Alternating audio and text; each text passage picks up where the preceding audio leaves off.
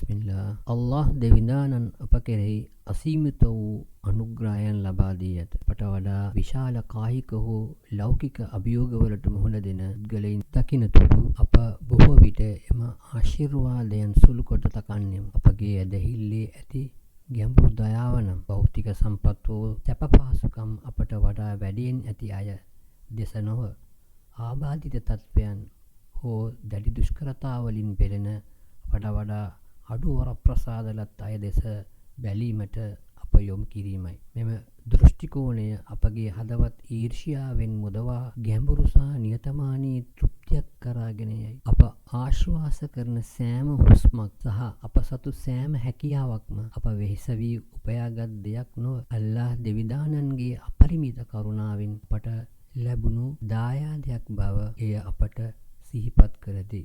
الحمد لله الذي عافاني مما ابتلاك به وفضلني على كثير ممن خلق تفضيلا. යමෙකු පීඩාවට පත් කර ඇති දෙයින් මා ආරක්ෂා කර උන්වහන්සේගේ නිර්මාණයන්ගෙන් බොහෝ දෙනෙකුට වඩා මට සුවිශේෂ ලෙස අනුග්‍රහය දැක් වූ අල්ලාහ් දෙවිඳානන්ට සියලු ප්‍රශංසා හිමි වේවා.